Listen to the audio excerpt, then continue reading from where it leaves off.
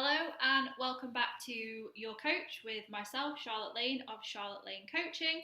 I hope you've been enjoying listening to the podcast so far. I've had some wonderful feedback, so thank you for all of that. I have noticed that so far we've been quite female-led in our discussions and our podcast choices. So I've got a treat for you today. I've invited a male into the Charlotte Lane Coaching Clinic, and we are going to get a male perspective on some of the issues we've already discussed. So, ladies and gentlemen, I would like to introduce you to Connor Day. Hey, thanks for having me. Yeah. I know, eh? Long time coming. Yeah, well, obviously I have listened to a few of them. Oh, thank yeah, you. genuinely, I was intrigued. I was really intrigued. Intrigued. Actually.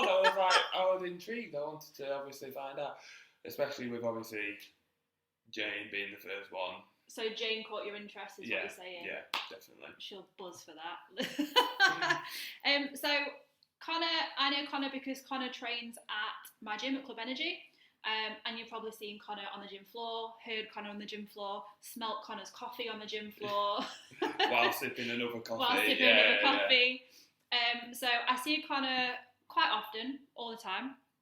Not bitter about that, just FYI. But Connor's a great person to have around the gym. And would you like to introduce yourself to people that don't know you or haven't seen you or haven't really spoke to you yet? Yeah, 100%. So, I'm Connor, as I said. I'm based out of Retford, personal trainer. I mean, I've been doing it for 9 years now. I'm a level 4 strength and conditioning coach.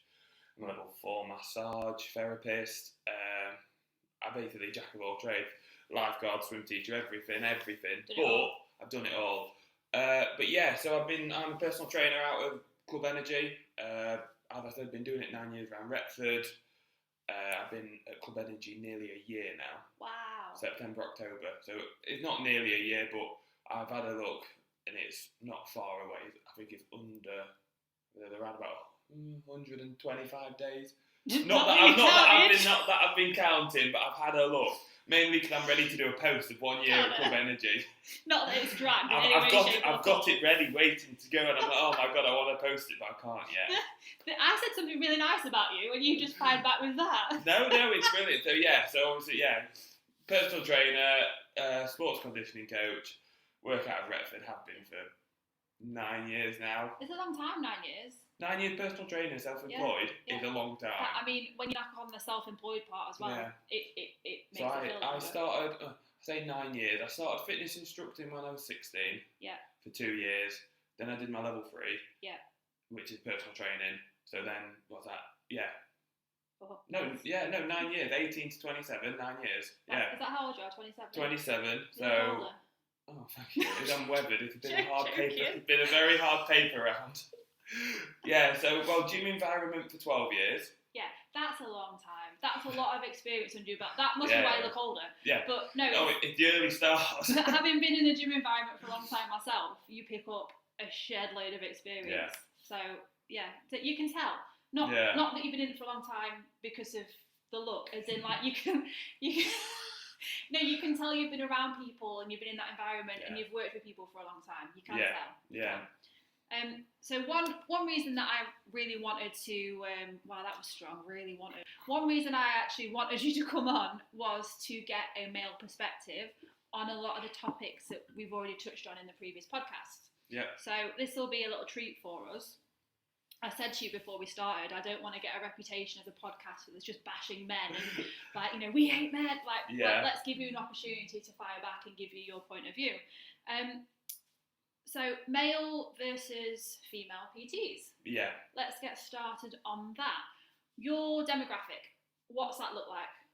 I mean, for me, just because now this is where I'm going to go backward now and go back, there's no point. I actually do everything just because I've done it for 9 years. So I've had people that I've trained genuinely for 9 years. I've got a mixture of everything. I've had professional athletes, like national level athletes, because obviously strength and conditioning, right? I've had national level bike riders, runners, swimmers, and then I've had a couple of weight trainers recently, people that do high rock. There's Yeah, a massive thing that I do, because I'm into that as well. What I will just jump on and say for people listening, if they're not aware, there are different degrees of education for personal trainers. So you will hear people say level 2 fitness instructor. They're not a personal trainer. They're not qualified. A level 3 is your qualified personal trainer. Yes. Your level 4 is then your more niche modules. Yeah. So when you say strength and conditioning, you've done your level 4 in that, and that's giving you more knowledge in that respect. Yeah. So professional athletes, anywhere up until like the older generation. Like my oldest client right now is 77. And he's the one that's just done the run, is that correct? No. Oh. So Graham, he won't mind me saying this, is 72. Right, I've just aged him. I'm sorry, Graham. I've got another lady who is 77. Yes. That I've trained for a long time as well. Yes. But I go all the way down. I've got a 16-year-old. Yeah. So I do a mixture of in between, every age range in between. I think that's a testament though, and like shocker alert here, I'm going to say something nice again, but I think that's a testament to you on the gym floor and you being approachable and people feeling that they can come and see you without being in some kind of niche. Yeah, I think 100% when I first started, when I was younger, when I was like early 20s to like 18, 19, it was mainly men. I was going to say, what was your first demographic like when you first started? Just because, and completely understand it, as a young man in a gym, you're not really in that position where a lot of females who are probably really struggling with body confidence want to turn around and go to a 19, 20-year-old and go, I need help. Yeah. Oops, I think I might have just whacked myself on the gym floor, I'm sorry. Exactly, right? So, but the demographic right now is absolutely everything in between. Yeah. So, one thing that I spoke to a few people to let them know you were coming on today, and one of the questions that was asked was, how do you, as a male PT, make your female clients feel more comfortable? Yeah. Firstly, what I would want to say to any females out there listening that are worried about having a male PT, especially from a young age, do your background research. Yeah, 100% do your background research. Connor is an excellent example of a cracking male PT. They are. Why have I done it again? Oh, this is so weird. Please don't think that they are all like Connor. Please do your research. Please meet them, have a conversation. If you need to reach out to any of their other clients, like Connor is a good one. They are not all good. Same for female PTs. Yeah. Please just do your research, like Connor said. 100% do your research. I think more than anything, do your research. Firstly, to any females that are listening, do your research on personal trainers. Have a look. I say shop around. Don't shop around, but ask questions. Yeah. Stuff like anything from how long you've been doing it. I know that's a generic one. Experience. Have you trained anybody like me before? With my goals. Yeah. Stuff like that. But what I do more than anything with any new females, or any new clients that are a little bit nervous about the gym is I just show them around. Yeah. I show them around. I show them, obviously, what the gym's about. I try and show them what I've done in the past, that I've worked with other females in the past, this, that and the other. I do also think, because obviously we're Retford based, you do get a name for yourself, if that makes sense. You've built a positive reputation. Exactly. Because you've been in it for that amount of time. It's very hard to get new clients that maybe aren't typically fit to you as a person when you haven't built that reputation. 100%, whereas you have now, so they will come to you and trust in your name. I think, do your research, look for reviews, ask people, ask around, have a look. And more than anything, what I would do, as I said, though, I show them around, I show them my previous work, but other clients around the situations of what maybe they want to improve on.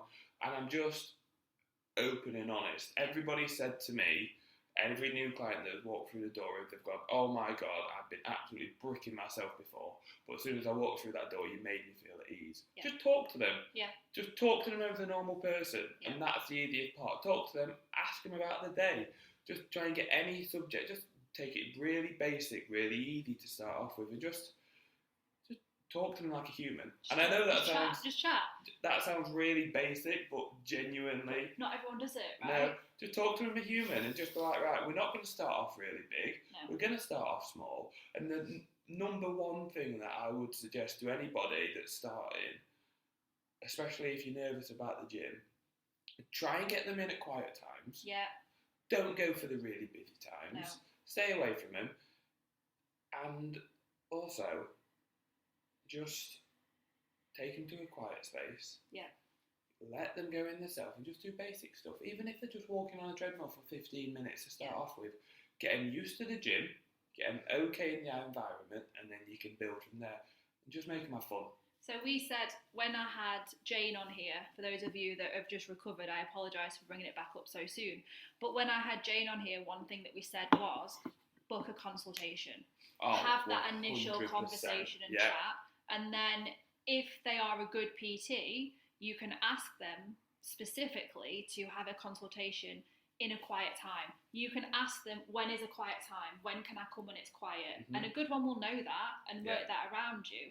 So if you are feeling extra nervous, book that consultation in a quiet time when they can confirm it is going to be quiet.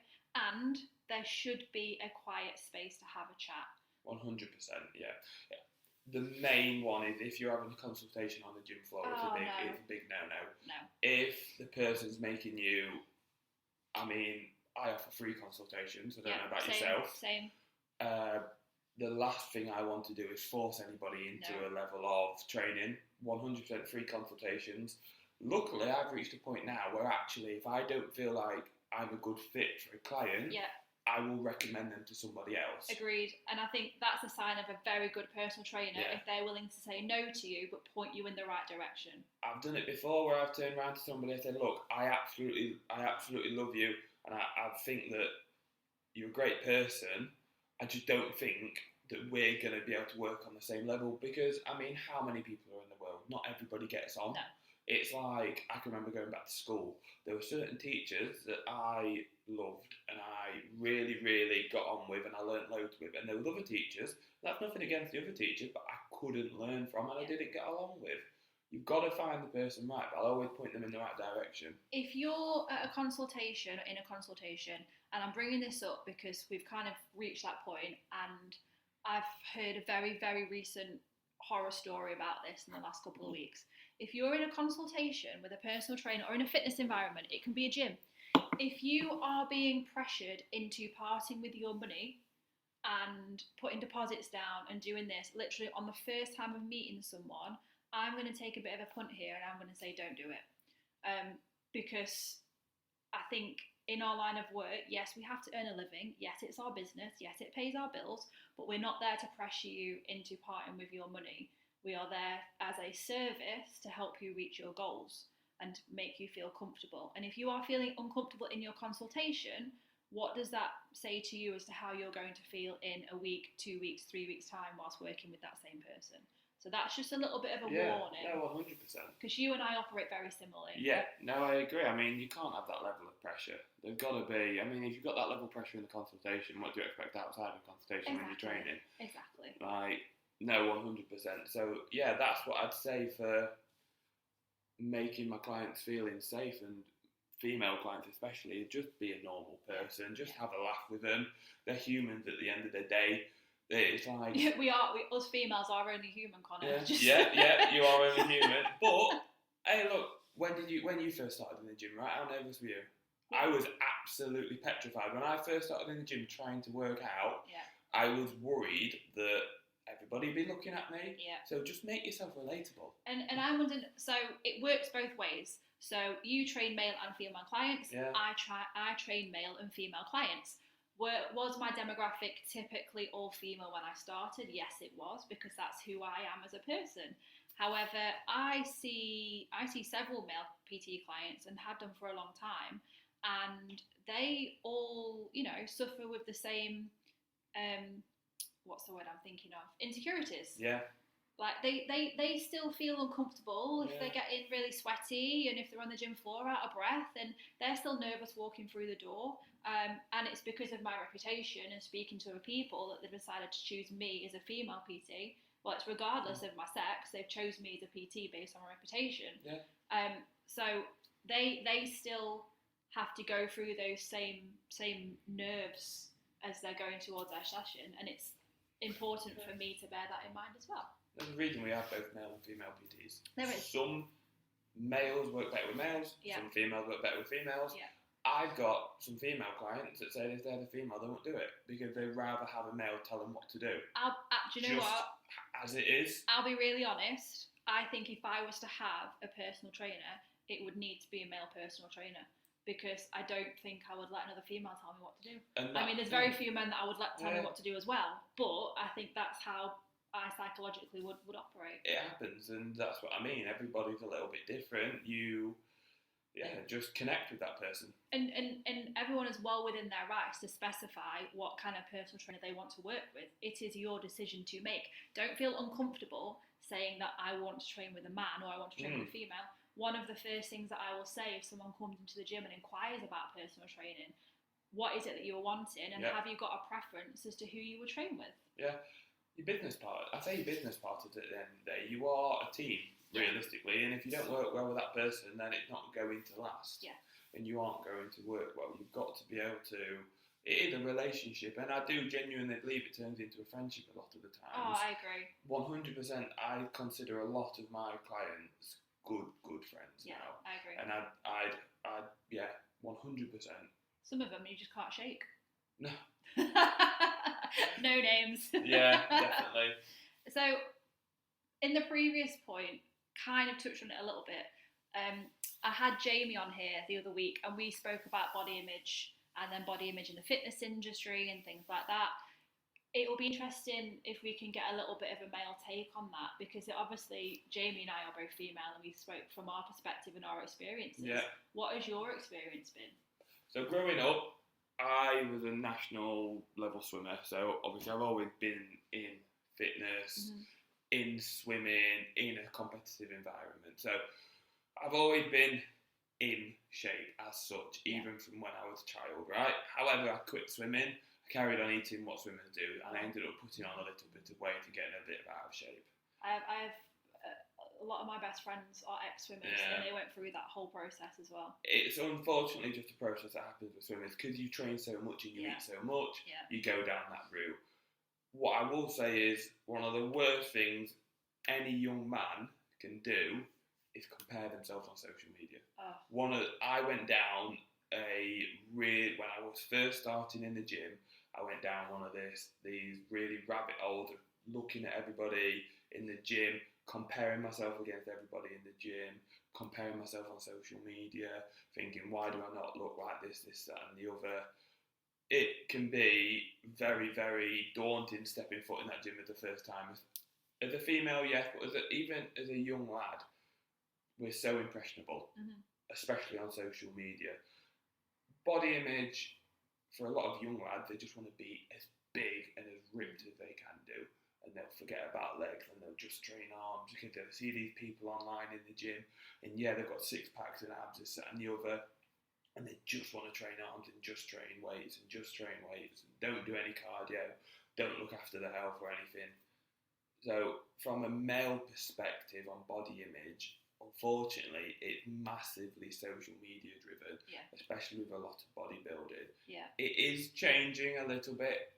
Well, my social media is changing, because obviously my goals, the way I train, has changed a lot from a long time ago, right? Yeah.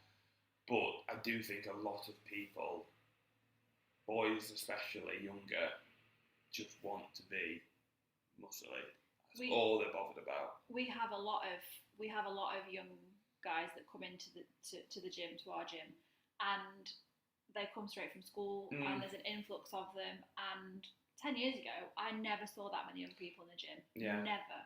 And I guess I can foolishly maybe fixate more on the female perspective and think about what the girls are seeing, whereas sometimes it's a reminder that the guys are going through the same thing. they're being forced images of different things. So the girls all want to make themselves smaller, whereas the guys all want to make themselves bigger. I think it's both. Obviously, we talk a lot about social media, the impact of females, the impact of social media on children. Like, I've got a 12-year-old. Yeah. There's no social media for her. Yeah. Because of that exact reason. You see horror stories all over Facebook, all over Facebook. Yeah. You see them over Facebook. You see them over the news of these girls, anorexia, the bulimia, to go into a lot of them. Yeah. Having that social media impact, right? And you do see a lot about females, but I do genuinely think that there is an issue with young lads as well. And I was one of the young lads. I was in a position of looking on social media and seeing all these absolutely jacked guys, right? Thinking, well, I'm doing what they're doing. Why can't I look like them? But unfortunately, that's such a small percentage of actual people because it's all over the social media. You think that's the majority of people, and it's such a skewed way to look at things. But you can't help it if it's literally thrust in your face. No, so I think the main body image, unfortunately, for a lot of young lads are let's be as big as muscly as possible. I still think there's a massive level of insecurity for young lads as well. Yeah. I think as much as we don't talk about it, I think young lads are just as susceptible to social media as young females are as well. Just because they're in the exact same demographic, they get fed everything on social media. And I fell down, as I said earlier, I fell down that rabbit hole. Obviously, I'm out of it. But you do, definitely. I think that's why, and I imagine you're probably the same. I feel a certain level of duty of care when you see the younger ones come into the gym. You're always wanting to kind of like watch them, but from a caring perspective. So you want to make sure they're training safely, but you also want to make sure they're not overtraining. And you want to kind of like, you see some little warning signs. Yeah. So you kind of want to offer a bit of a positive role model through your coaching and what you put out there on social media, and let them see actual real people and real stories and exploiting the health benefits, as opposed to this is going to get you massive or this is going to shrink your waist down and stuff like that. When I first started training, I thought training 3-4 times a day was a good thing. Yeah. That's what I did. Yeah. I thought if I trained 2 or 3 times a day, I'd get bigger quicker. Have you ever, and I meant to ask Jamie this and I never got around to it, so it'll be interesting to ask you this. Have you ever felt the pressure as a personal trainer? Have you ever felt the pressure with your own body image and your like what you put out there and how you look because you are a personal trainer? When I was younger, yes. Yeah. So especially when I was younger, it was I have to be under 10% body fat. Yeah. I have to be ripped. I have to be this, that and the other. But the older I get, and as I've obviously become a family, I'm getting married this year, I've got 3 stepkids, I've got 2 dogs, life gets in the way, especially the way I've changed my training. Well, there are more important things out there than your body fat level. Exactly. I've understood that it's not just about the way I look. Like, the reason people come to me is my knowledge. Yeah. And that I've been doing it for a long time and that I can get results. It doesn't matter if I'm not under 9% or 10% body fat. It's my knowledge that are going to get the people results, right? But that was a massive learning curve for me, huge. Yeah. Obviously, I'm only 27 realistically. Yeah. So when I was younger, 100% I felt the pressure. I was in a position of, I need to be the best of the best of the best. I need to look the best. I need to do this. I need to do that. I need to do the other. Because people are looking up to me. And people do look up to your personal trainer. And I get that. And yes, I do look after myself. I train nearly every day. And I really strive for perfection in my own health. However, I'm not as anal in the aspect of physique and looking for perfection. Looking for perfection, being in a position of, I can't have a takeaway. Or, I can't have a beer. Yeah. I'm doing the lawn, I'll have a beer. It's a absolutely zero tolerance. Like, I can remember the first time I set foot in the gym, I'm like, right, I'm going to get massive. I went home, I boiled new potatoes. Yeah. I fried mince. Yeah. And I boiled broccoli. And that's it. I ate that for a whole entire week, right? felt awful after. Yeah. And it lasted a week, that's it. Yeah. That's all it lasted. But unsustainable. 100% I felt the pressure before. I don't feel it as much now because, as I said, I'm confident now in my knowledge. I'm confident in the skills that I provide for my clients. Yeah. And that I have to take a leaf out of my own book that I say to my clients. You don't want to be a hypocrite. No. The pressure is to not be a hypocrite. And don't be a dickhead. Like, practice what you preach. No, I have to turn around to my clients and say, one bad day isn't gonna. No. One bad week. There's 52 weeks in a year. There's 365 days and a quarter in a year. It's not going to be the end of the world. So I think when I was younger, yes, definitely I felt the pressure.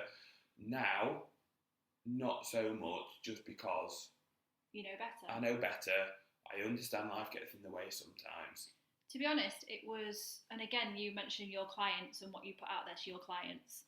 It was my clients that kind of like helped me get through that same insecurity, because you do, as a personal trainer, you are your business. Your name sells your business, and you put yourself out there. You kind of do feel that pressure to look a certain way. If people are going to pay you money, do they want to look like you too? Yeah. Whereas I think what made me realise was a lot of my clients came to me for mindset and motivation and guidance and knowledge and experience. Not because they want to see my abs, which they're still going to be looking for because you can't see them. But that doesn't matter. That doesn't take away from my knowledge and what I can help other people do. But that was a learning curve, especially coming out of COVID when everyone seemed to put on weight, myself included. Like you're finally open to take on clients, and you're thinking, geez, I'm like 2 stone heavier than what I was before. I'm feeling a bit podgy. Are people going to still want to come and see me? And lo and behold, yes, because I could still do my job. Yeah, 100%. That's what I mean. And don't get me wrong, there might be people out there that go, well, if you're not ripped, I don't want to train with you. But again, don't be afraid to ask what you want from your PT, and that's why you have the consultation. If like that's why you speak to them. Are they the right people for us specifically as this sort of personal trainer? Like, right, now I know we're going off subject here. I don't do transformations. Me neither. I'll train, for example, I've got a long-serving client, he's going on holiday soon, right?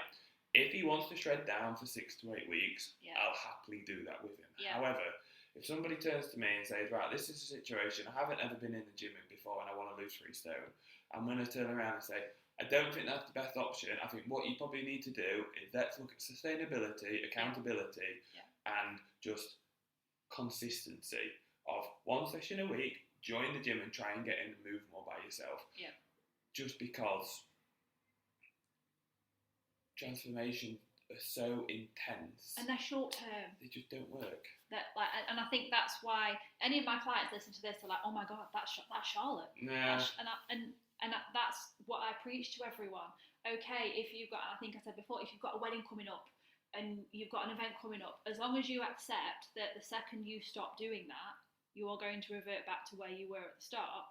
Like, what do you want? Yeah. Do you want to drop weight for a wedding or something? Or do you actually want to make long-term, sustainable life changes and be better in the long run and healthier in the long run? Like, pick and choose.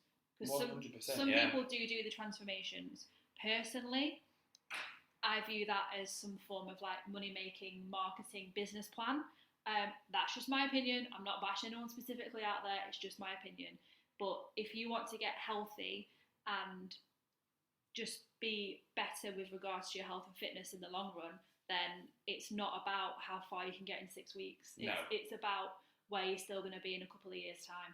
Yeah, definitely. I think there's people out there that have done it. Hey, look, I've been in a position before with a client who wanted to lose more weight, and I've turned around and told them no. Yeah. And that's also, obviously, I know we're going off subject now, but that's also another identification of a good PT. Somebody who can turn around and say, no, this isn't healthy. Yeah. You need to do this.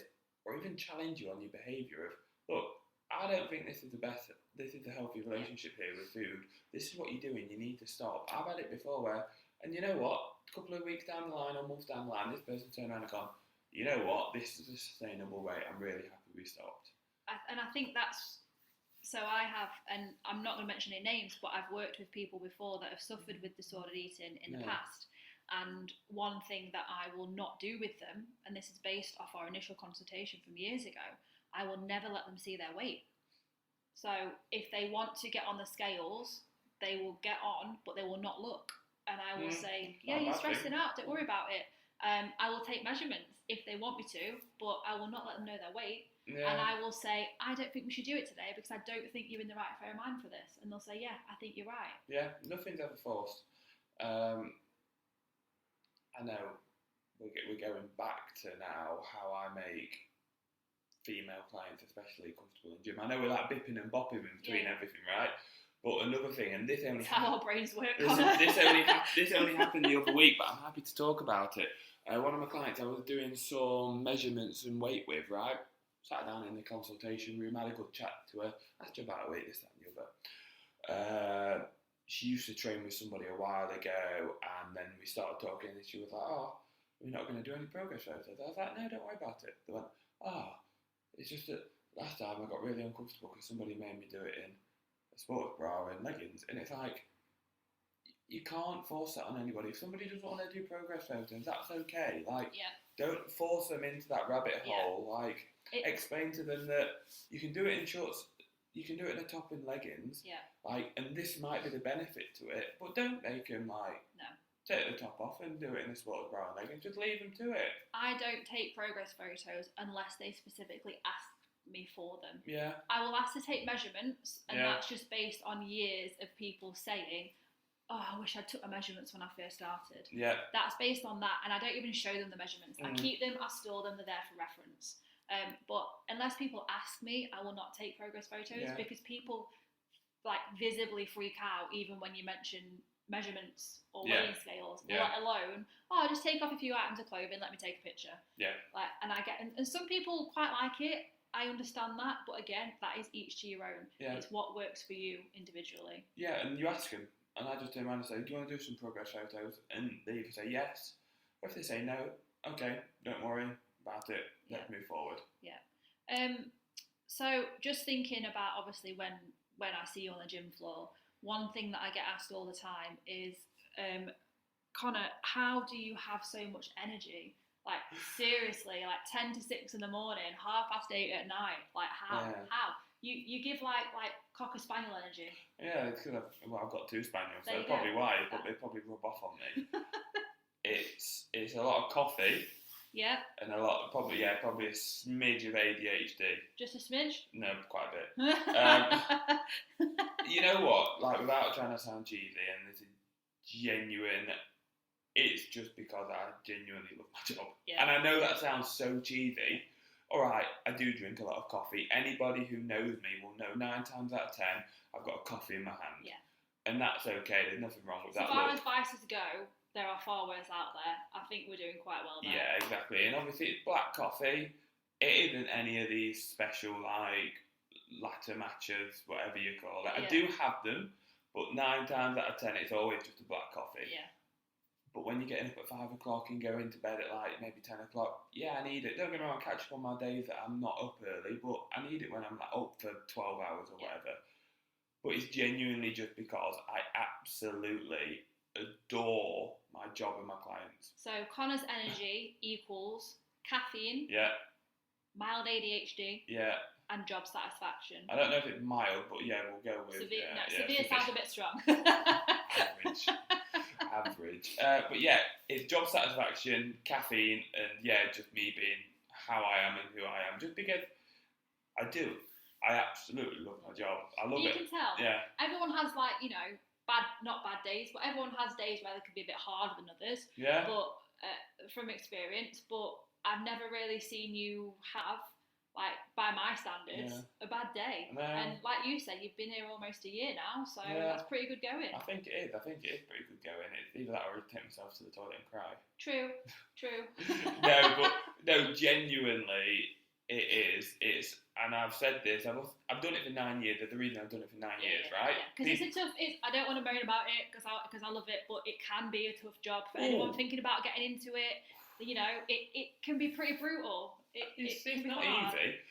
I know, again, we're going off subject. I feel like we're just bipping and bopping, but like, people, when they first start, they go, oh, you know what, I'm getting paid this much per hour.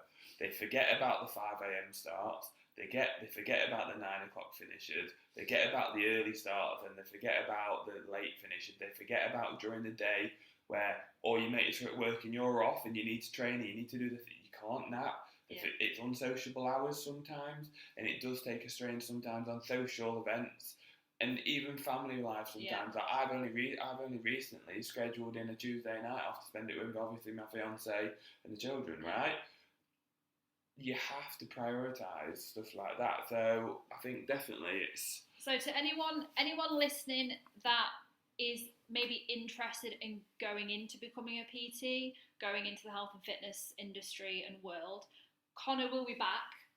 Yeah. And we are going to do a specific podcast on becoming a personal trainer, 100%. on the qualifications and how to do that, and just some tips and advice. Yeah. So I'll be leaning more towards the mentoring route in that podcast, and I'll let you guys know when that'll be. So Connor will be coming back to speak specifically about that subject. So if anyone does have any questions about that, get them into me. But yeah, no, it's just...